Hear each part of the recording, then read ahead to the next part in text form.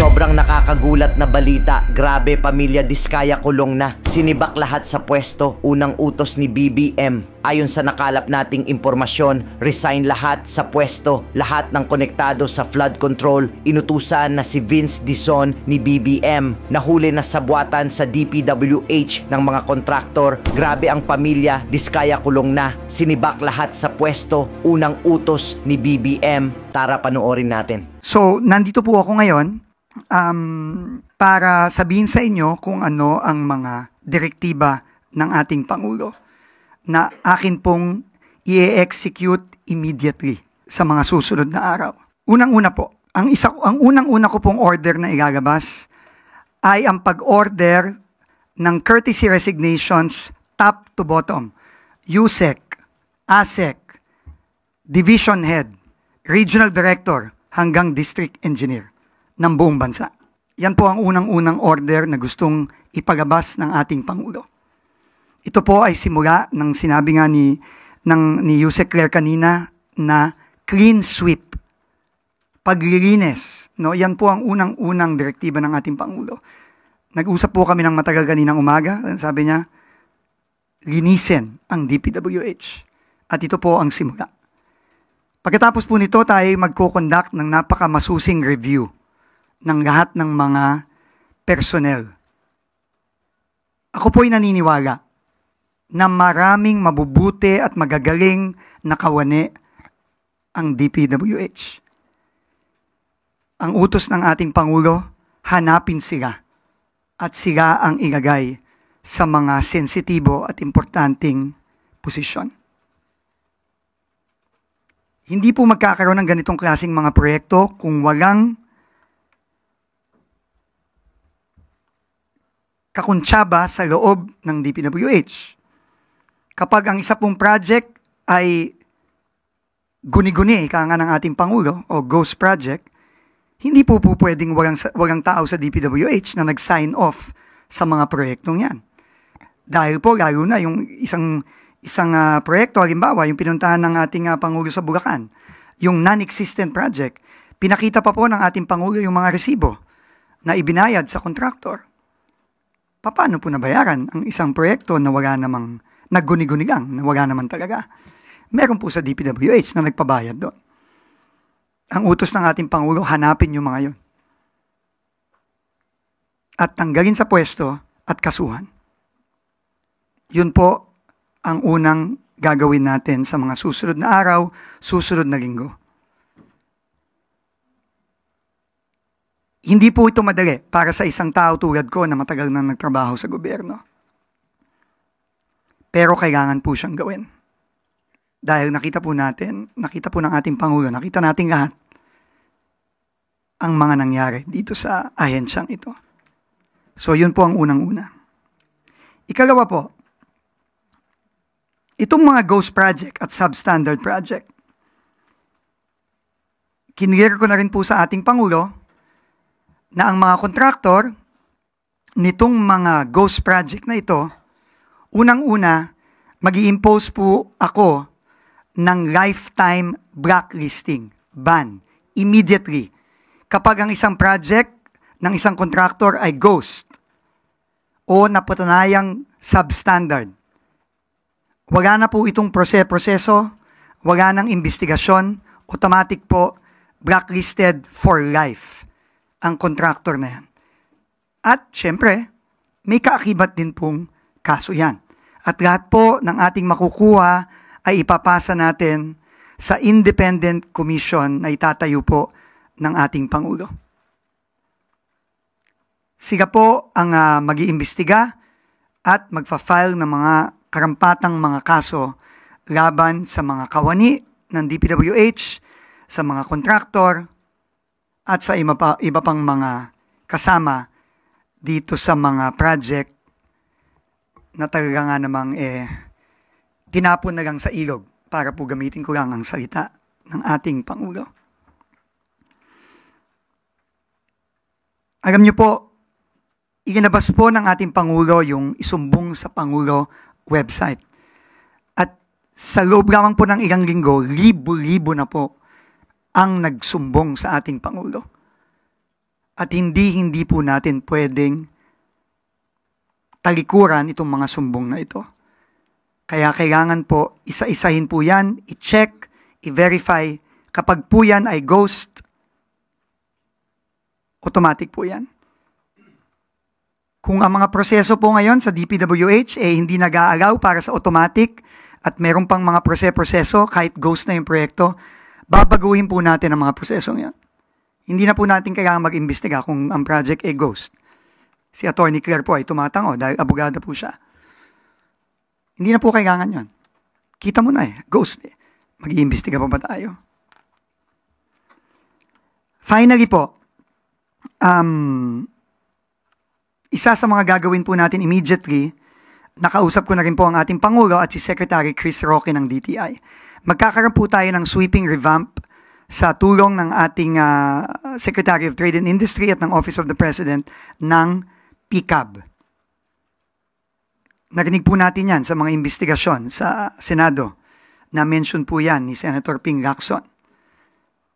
Kasama din po yan dito sa napakalaking web ng kadahilanan dito sa mga napakasamang mga proyekto na ginamit ang pondo ng bayan at dahilan kung bakit hirap na hirap po ang ating mga kababayan, hindi lamang sa Bulacan, hindi lamang sa Metro Manila, kundi all over the country. So yan po ang tatlong unang-una nating gagawin sa mga susunod na araw.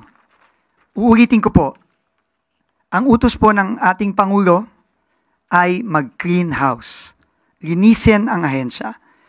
Pero, hindi lang po yun ang direktiba ng Pangulo at hindi lang po yun ang ating magiging trabaho sa DPWH. Kailangan din nating immediately ni-address ang mga napakabigat na problema natin sa pagbaha. Hindi po ako makapaniwala dun sa mga nakita nating lahat na images at video sa Quezon City, sa Maynila at sa iba pang parte ng Metro Manila nitong mga nakaraang araw. Ngayon nga po ako nakakita ng ganun. Doon po sa EDSA Corner Mother Ignacia. Ngayon nga ako nakakita ng ganun. Nakita ko po yung post ni Mayor Vico Soto, yung sa Katipunan, sa Ateneo. Ngayon lang po, may dahilan po yan. At ang dahilan po yan ay build up ng dekada, hindi lang taon. Dekada po yan ng neglect, dekada po yan ng maling mga proyekto, dekada po yan ng korupsyon. Dekada na po yan. Kailangan po nating i-address yan right away. Hindi po madali ito. No? Hindi po, wala pong milagro dito. Walang silver bullet, walang bukas, ayos na to lahat. This will take time. Because it has taken decades for this to build up like this. But we have to start somewhere. Sabi ng ating Pangulo, mag-umpisa na tayo. Tama na. Enough is enough, sabi ng ating Pangulo. Yun po ang ating gagawin. Kaya sa mga susunod din pong araw, ako po ay makikipag-meeting sa lahat ng iba't ibang ahensya ng gobyerno, tulad ng MMDA, sa lahat ng LGUs ng Maynila at ng mga key regions na tinatamaan ng baha ngayon, tulad ng Bulacan at iba pang mga probinsya. At makikipag-usap din tayo sa private sector. Lalo na, kung naaalala nyo po, si Mr. Ramon Ang po mismo, ang may-ari at presidente ng San Miguel, nag-offer po siya. Kailangan po nating humingi ng tulong sa pribadong sektor. Hindi to, massive effort po ito. Itong pag-aayos ng baha, short term, hindi po ito pwedeng tingi-tingi. Hindi po pwede ito ng isang araw, 2 araw, 3 araw na paglilinis ng estero. Hindi po pwede yan. Dekada na po itong nag-pile up. Ito po ay massive effort. Unprecedented. And hindi po kaya ito ng national government lang. Kailangan natin ng local government, kailangan natin ng pribadong sektor. Yan po ang sabi ng ating Pangulo kanina sa akin, mobilize this massive effort involving all sectors of society, including the private sector. Kailangan po maayos natin ito. Hindi ko po matatanggap at hindi po matatanggap ng ating Pangulo na manunood na lang po tayong lahat sa TV habang ang mga kababayan natin ay nagduro sa araw-araw. It is unacceptable. I'm sure there is a solution to this. We just have to find it, and we just have to do everything we can with the help of everybody to solve it. It's not going to solve everything. Hindi po magic to na mawawala na lang ang baha sa susunod na buwan. Pero, kailangan mag-umpisa na tayo. At kailangan ayusin na natin to ngayon. Uulitin ko po ang sinabi ng ating Pangulo. Enough is enough. Kailangan na po nating ayusin to. Once and for all, it will start from within DPWH. It will start with the independent commission that the President will create in the next few days or weeks. It will start with a massive effort from everybody. Government, national government, LGU, private sector, everyone. At tingin ko naman po, under the leadership of our President, magagampasan din po natin ito. Maraming salamat po. I'm ready to take questions. Unang tanong mula po kay Clisel Pardilla, PTV.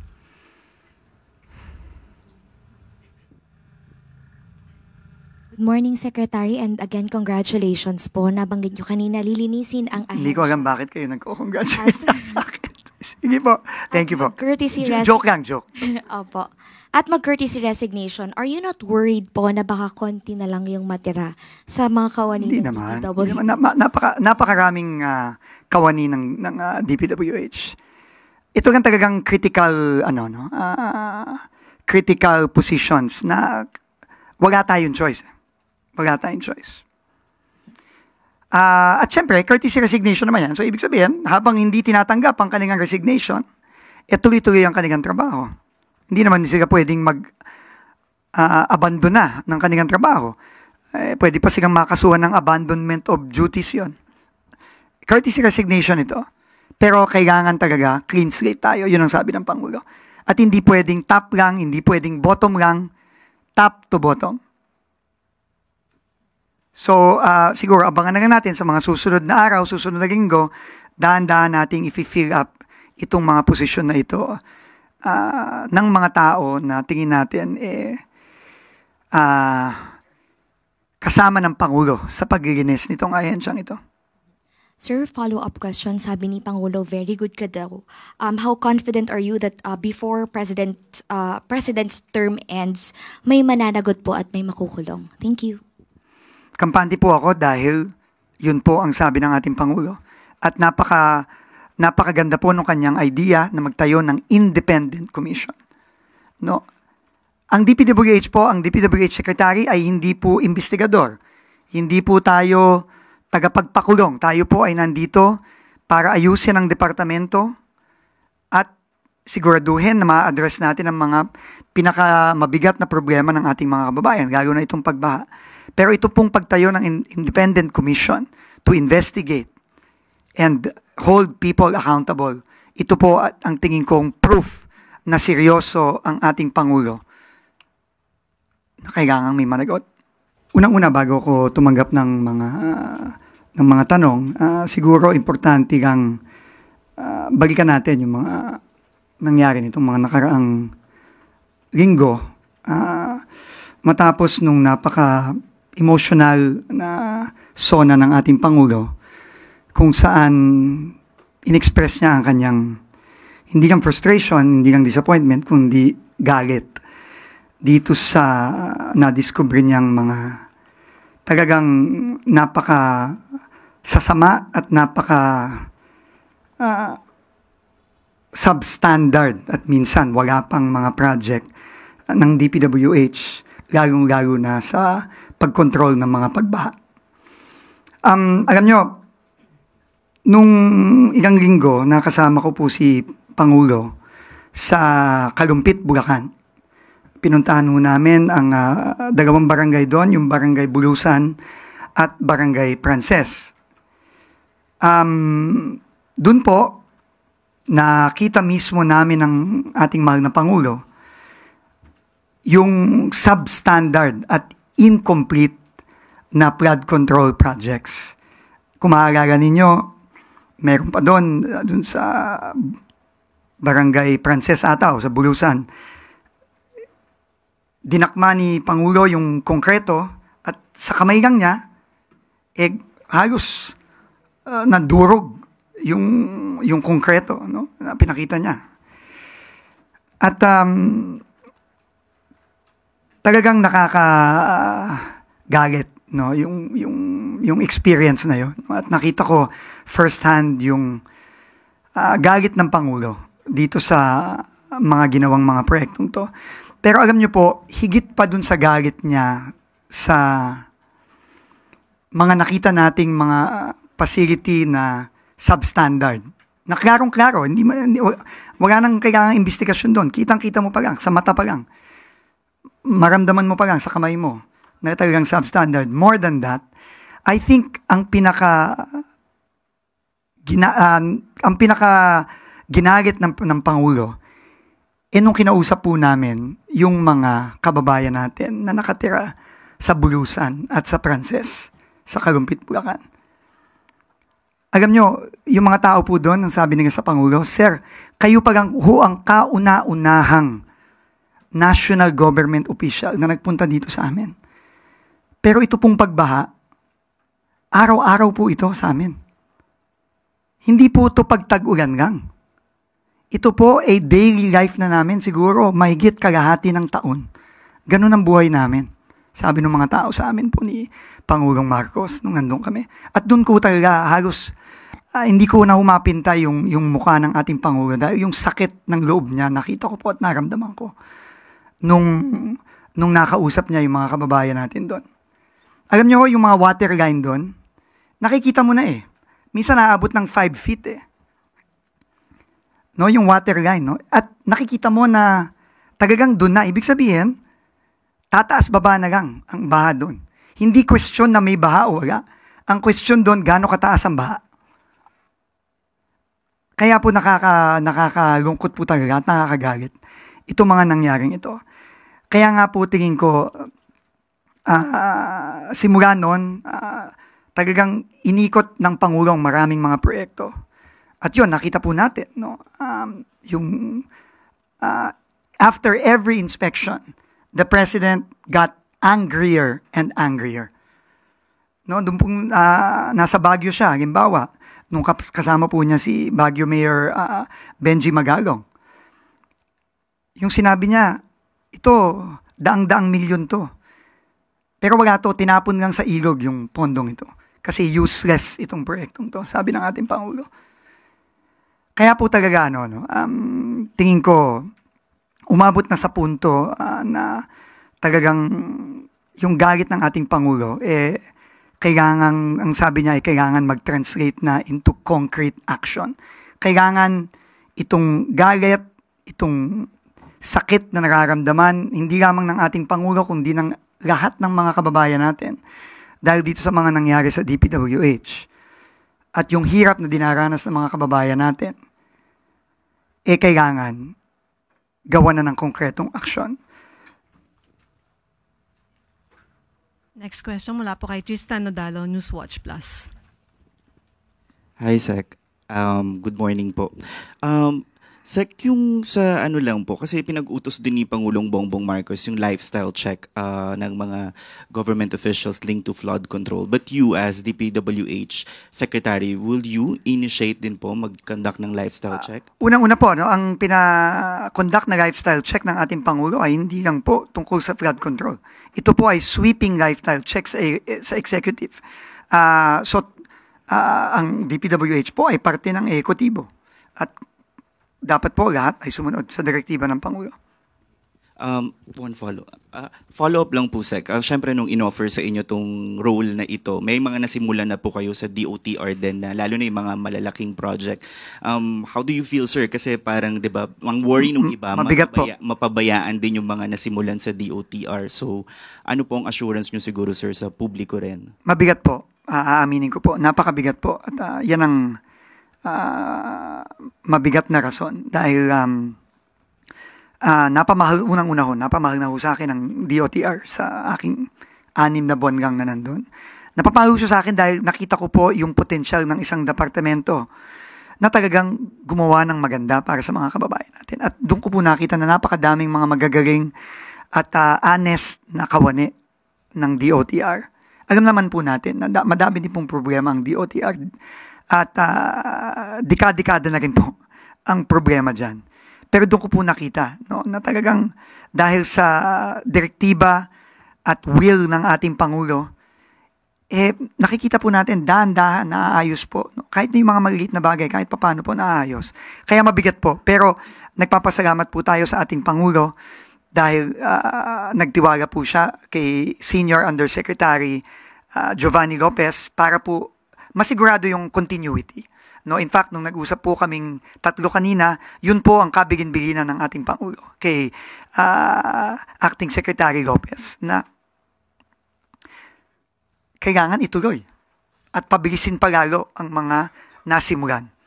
So, ay malungkot po ako at mabigat sa kalooban ko, pero kampante po ako dahil po nandyan po si Acting Secretary Giovanni Lopez at nandyan din po wala pong magbabago sa mga kawani ng DOTR, ang mga USEX po, ang mga ASEX, nandyan po dahil po ang dami po talagang kailangan gawin at madami pa ang kailangan tapusin at kailangan ayusin.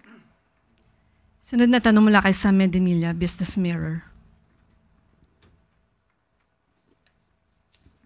Hey, good morning, sir. Will you review the implementation of other projects of DPWH, including the flagship infrastructures of the Marcos administration? Opo, kailangan po lahat. Pero kailangan po tayo mag-prioritize. At ang priority natin ngayon is kailangan po nating reviewin itong mga proyekto na nasa staring us in the face. Ika nga, and talagang is causing so much pain sa ating mga kababayan araw-araw. Every time po umuulan, hindi lang natin alam, pero grabe po ang hirap ng mga kababayan natin.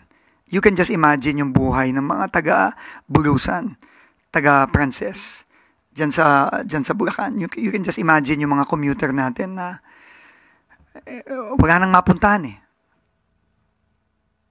Kahit MRT nga, binahan ng isang araw kasi yung mga drainage hindi na lumulusod bumabalik na yung tubig pa itaas Kasi puno na sa ilalim puno na sa kalye.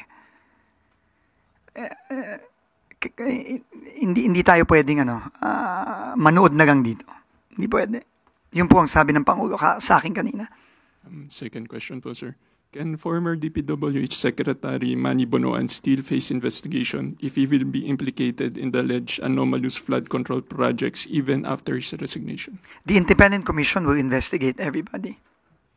So that is the order of the President.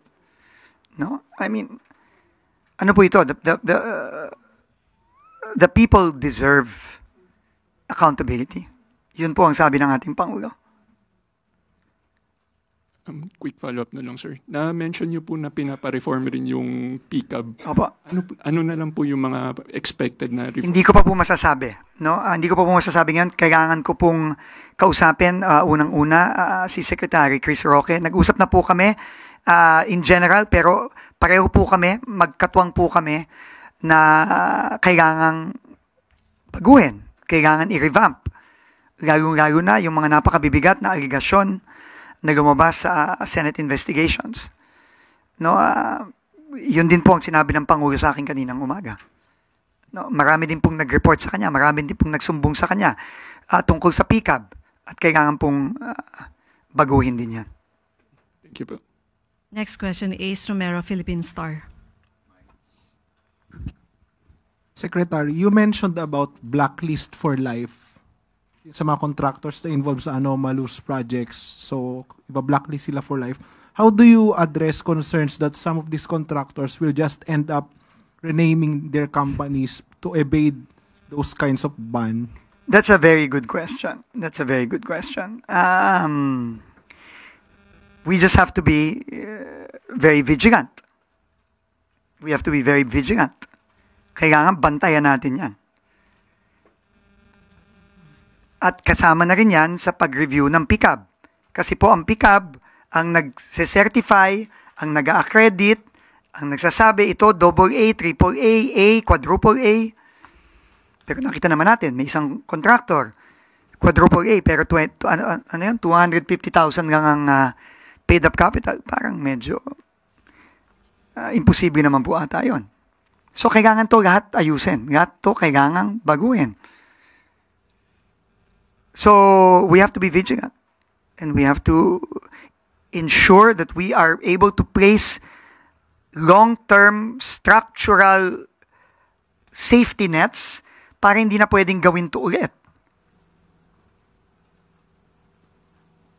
Dekada na to. Hindi to taon. Hindi taon ang binibilang dito. Dekada to. Na ganyan. So, ano to? Kailangan talaga sweeping. Sabi nga ni Pangulo, sweeping. Lahat. Yun ang sabi niya. So, of course, this will involve looking at records, owners, mga ganon, Secretary. Of course. So, ibig sabihin, Secretary, ang mabablacklist, hindi lang yung company. Ibig sabihin, you will also look into names, owners. Kasama yan. Kasama yan sa mga gagawin natin. Kasama yan sa mga gagawin. At again, ang Independent Commission ay napaka-importante kasi siya ang magiging in charge to hold people to account. Ang DPWH po ay magko-cooperate sa Independent Commission.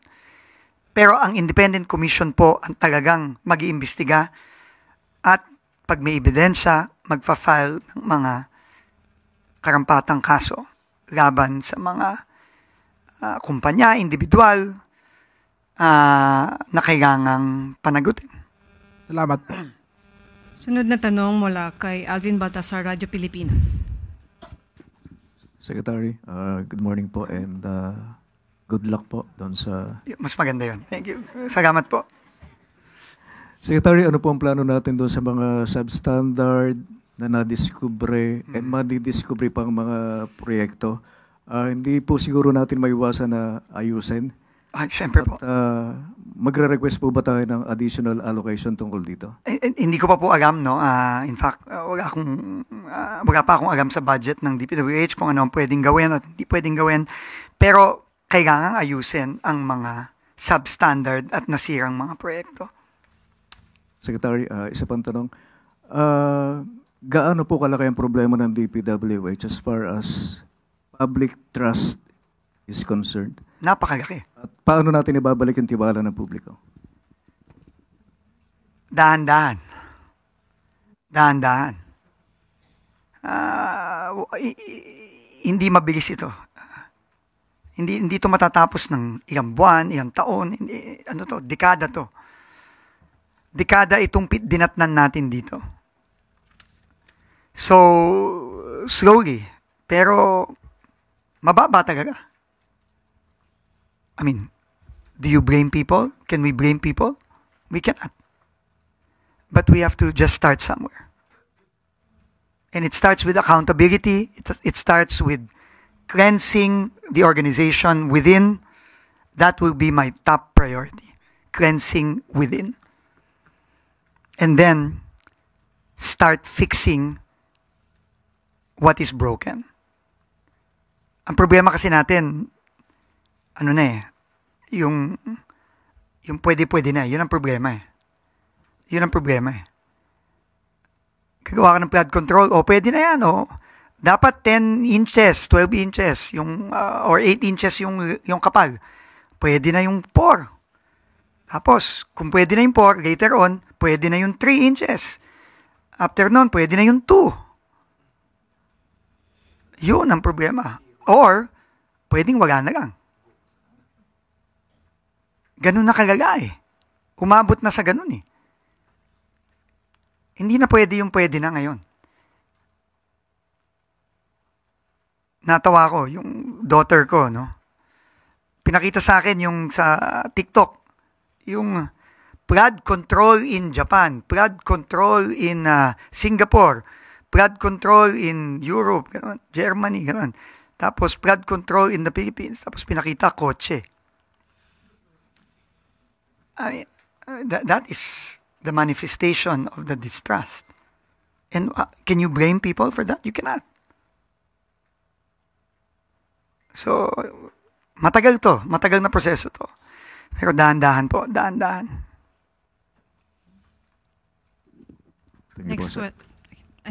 Next question, Tuesday, New DZBB. Good morning, sir. Paano ko ba sasabihin?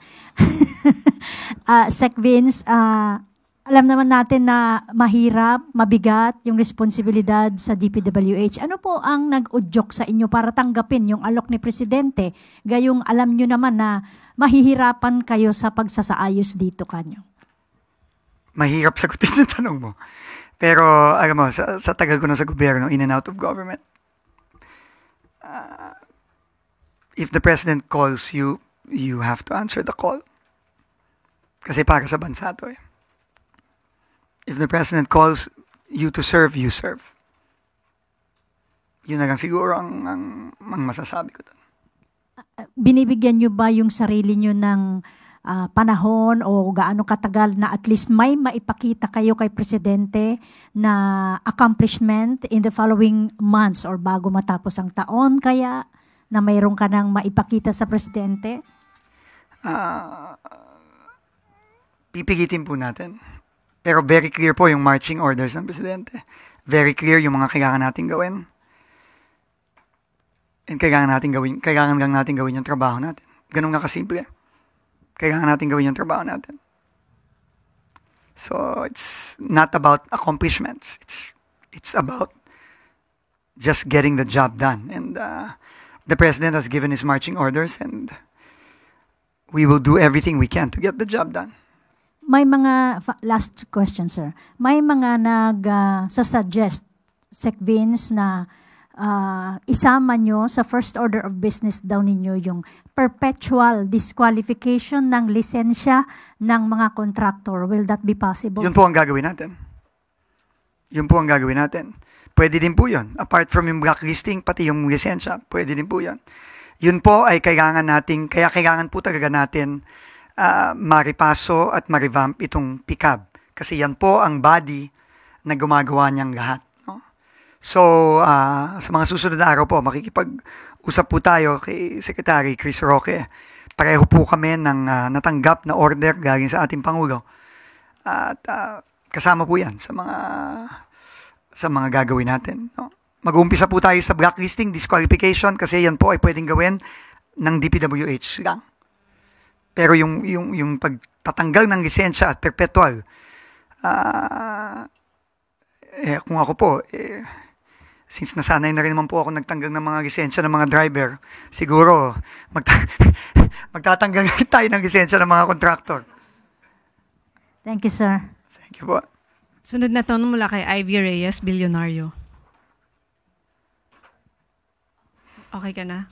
Okay. Rich Van Quevedo. Good morning, sir. My question is in two parts, but I'll be very brief. What is, in comparison, sir, with your appointment as DOTR Secretary and now with the DPWH, is there a difference in the gravity of which the President's directives that is given to you? Medyo. Medyo malaki ang diferensya. Dahil mabigat itong kinaharap ng departamentong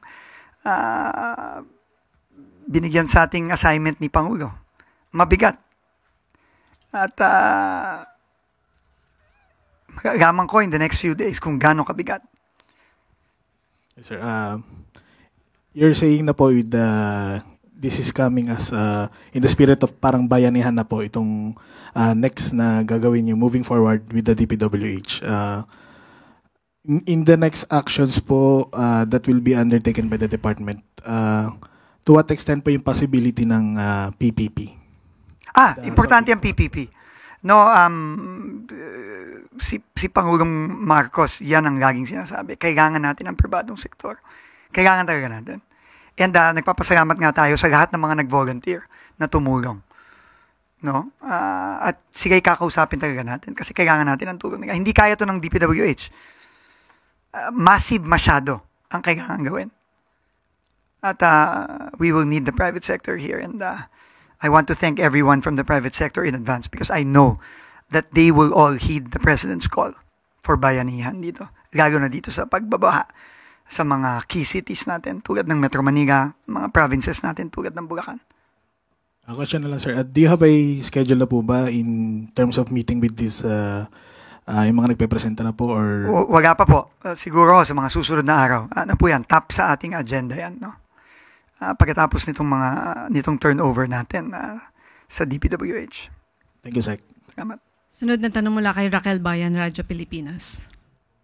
Sir, balikan ko lang po yung courtesy resignation. Paano po, sir, kung yung mga talagang sangkot po sa anomaly, kabilang doon sila sa mga... Tanggal sila? Apo, yes, sir. And paano po yung assurance natin sa public na mahabol pa rin natin sila? Tanggal sila.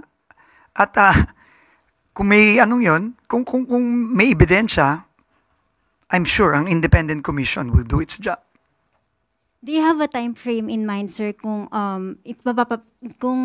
kailan po natin balak kumpletuhin itong pagpapalit ng mga officials sa DPWH para lang po ma-ensure yung continuity ng DPWH operation? Pipigitin natin within 30 days, maximum 60 days. Thank you, sir. Last 2 questions mula kay Maricel Halili. Hi, Sec. Magandang tanghali po. Sec, you mentioned about lifetime blacklisting. Meron na po ba tayong pwedeng masampulan or inaay na pwedeng masampulan as early as now, considering na nakita niyo po what happened in Bulacan, then there's Cannon Road, tsaka yung iba pang mga areas? Yun po ang plano natin. No, yun po ang plano natin. Kagaya nga ng sinabi ko kanina, kung ghost project yan, hindi ka na kailangan mag-imbestiga, hindi na kailangan mag-convene ng komite, hindi ka na kailangan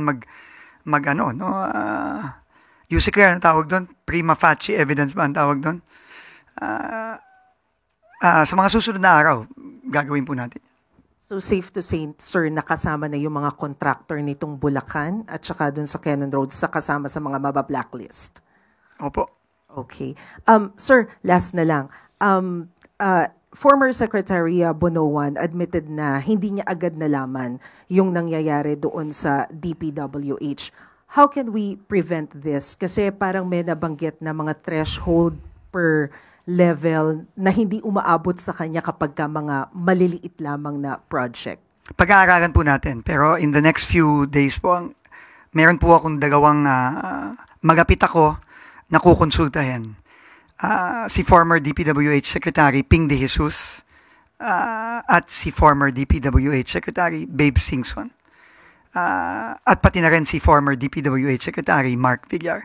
Sila pong tatlo ay kakausapin ko sa mga susunod na araw at hihingi po ako ng guidance kasi aaminin ko po, medyo bulag po ako dito. No? Hindi ko po alam ang sistema ng organisasyon sa DPWH, hindi ko po alam yung mga threshold na sinasabi ninyo. Aagamin ko po ito pero kailangan ko po ng advice sa mga nanggaling na po dyan. No, at yung tatlong po yun na kakilala ko po personally ay hihingan ko po talaga ng tulong at advice at ng guidance. Salamat, Sec. Sunod po kay Ivan Mayrina, GMA7. Secretary, as by your own admission, as someone who has been in government for several years through different administrations, you cannot speak of a sweeping cleanup without also talking about the possible involvement of legislators in all of this. Sa pag-uusap po ninyo ng Pangulo, meron ba siyang instruction sa inyo how the DPWH under your leadership should now be dealing with legislators? Lalo na po sa usapin ngayon ng budget.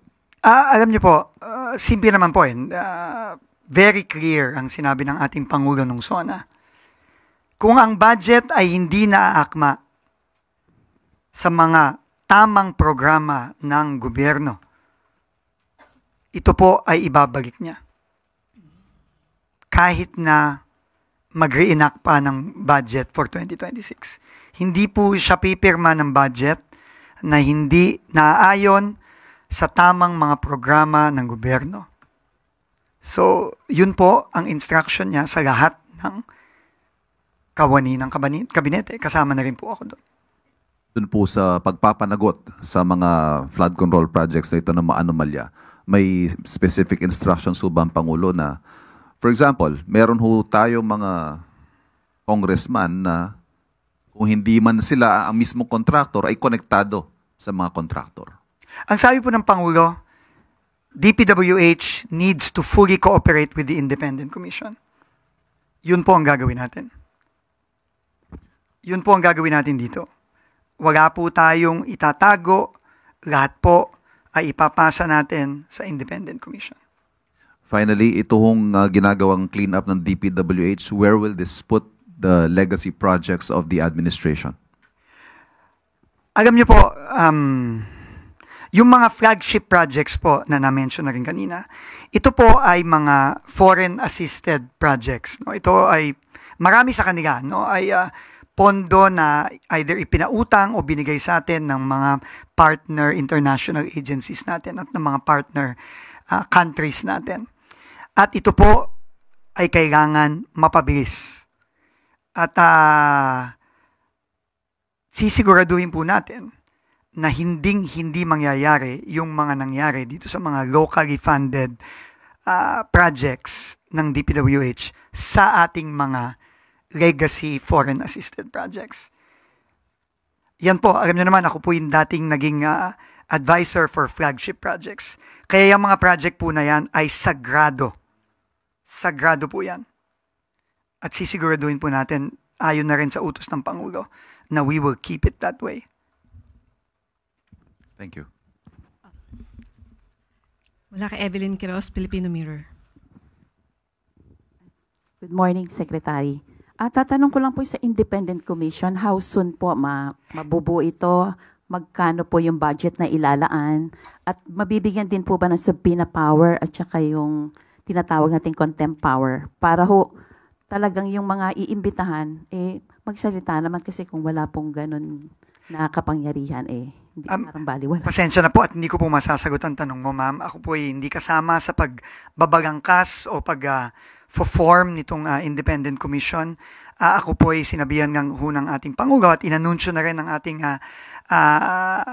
Palace spokesperson na ito ay bubuuin. Pero wala po akong ibang detalye dyan. Pasensya na po. Thank you po. Si Claire?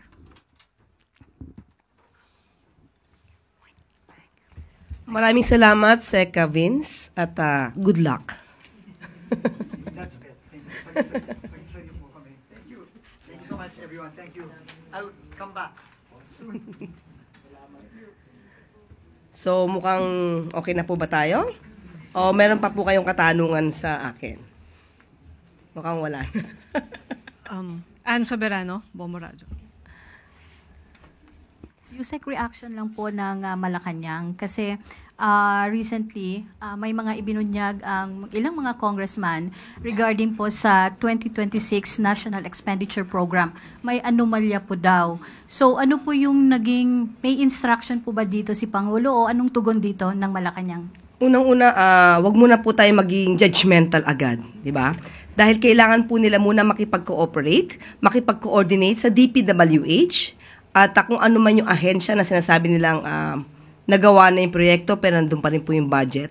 So halimbawa na lamang po, i-example po natin ang Marikina River. Kung may proyekto po dyan, dapat eksakto po yung coordinates, kung ano talaga yung lokasyon, dahil baka sa haba niyan, ibang parte ay tapos na, pero yung ibang coordinates naman o ibang lokasyon ay hindi pa. So mas maganda po makipag-coordinate at makipag-cooperate muna sa DPWH para malaman din po natin kung kanilang sinasabi na proyekto ay talaga natapos na. At kung talaga man po natapos na at ito ay isiningit sa 2026 budget, hindi po ito papayagan ng Pangulo. Nadinig po natin, galit na po ang Pangulo. At ayaw po niya na may isinisingit pa sa budget dahil ang budget nito ay para sa taong bayan at para sa proyekto para sa bayan. Ma'am, isa na lang po. Hindi po pa, ma'am, i-consider din ng Pangulo na sisilipin din ang Department of Budget and Management na siyang gumawa po ng National Expenditure Program? Opo, nakausap po natin ang DBM at sinabi po nila yan po ay ibinibigay sa kanila lamang na proyekto at may mga pagkakataon po na kapag binigay po niyan at naaral, at nakikita po nila na tama naman po. Pero kung may papakita sila mga ebidensya po talaga na ito ay naisingit lamang upang gamitin pang sariling interes, kailangan mapanagot kung sino man ang naglagay nito. At yan po ay hindi papayagan ng Pangulo. Salamat, ma'am. Thank you. Sunod po, Tristan Nadalo, Newswatch Plus. Hi, Yusek. Dun lang po sa Independent Commission, how powerful is the Independent Commission and hindi po ba mag-overlap din sa, let's say, sa Ombudsman kung magsagawa din po siya ng probe sa flood control? So, paano po yung magiging distinction of this probe? Ito pong gagawing Independent Commission ay under po sa Ejecutibo, sa Executive Department.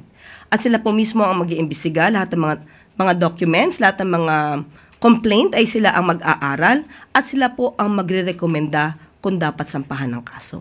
So, kung may kasama po na taga-gobyerno, definitely po papasok po ang kaso sa Ombudsman. At mahigpit po ang magiging screening sa mga magiging parte ng Independent Commission na ito because yun nga, kailangan walang bahid ng corruption din yung magiging part. Opo, at ang mga miyembro po dapat dito ay talagang independent at hindi pamumulitika ang gagawin. Alvin Baltasar, Radyo Pilipinas. Yusek, good afternoon. Yusek, may proposal si Senator Panfilo Lacson na baka pwede isama doon sa isumbong sa Pangulo, hindi lang yung mga flood control projects, kundi yung iba pang kine-question na infrastructure projects. Siguro, Yusek, kasama rito yung mga maayos na kalsada, pero binubungkal na. Comment po ng Palas. Yes, of course. As of now, meron po naman po tayong 8888 na pwedeng i-complain ito dahil sa ngayon po, yung sumbong sa Pangulo ay concentrated po sa mga maanumalyang flood control projects. Pero kung kinakailangan po talaga ng improvement, maaari naman po itong mas maging malawak po para matugunan din yung iba mga complaints tungkol sa mga katulad ng sinasabi niyo pong sitwasyon na buo pa ang kalsada, binubungkal na para pagkakitaan. Sunod po kay Ace Romero, Philippine Star. Yusek, the President mentioned this morning na meron parang maraming mga siningit pa dun sa 2026 budget. Can you elaborate on these insertions? Most probably, ang sinasabi ng Pangulo dito ay yung nadinig na nga po patungkol na sa sinasabi na ni Representative Marcy at Representative Puno. Kung ito po ay talagang nasabing na isingit at hindi ito papayagan ng Pangulo. Kaya aaralin po at mas maganda po yung mga nagrereklamo at nakaalam ay i-coordinate po talaga sa DPWH, lalo-lalo pa sa pangunguna at pamumuno ni Secretary Vince Dizon. Pero since the NEP has been completed already and has been transmitted to Congress, so ibig sabihin na yung mga singit na yon nakalusot sa level na executive. So will the executive branch or the Malacanang will ask lawmakers to look into these insertions since lumipas to sa process ng Malacanang, nakalusot doon at nasa Congress na. Yes, kaya nga po, maganda po na nagtutulong-tulong talaga sa pag-aaral ng ganito. Total nandiyan ng Kongreso, inaalam at kaya nagkakaroon ng budget hearing para din malaman natin at ipaalam sa Ejecutibo na ito ay hindi dapat isama or dapat isama. Is it clear? Okay. I see. Ivy. Yusek, can we have the palace to comment on Mr. Curly Discaya's statement yesterday? He said the reason why they're accused of having ghost projects is because of wrong information or locators uploaded by DPWH on the Sumbong website po. Mas maganda po mapatunayan po nila yan. Kasi kung may records po sila ng hindi maganda, sila na po ang dapat magpatunay na maganda ang kanilang trabaho. Ngayon, ikaw, bilang Pilipino, ano ang masasabi mo at reaksyon sa balitang ito? Mag-iwan ka ng komento sa ibaba at atin pong babasahin isa-isa.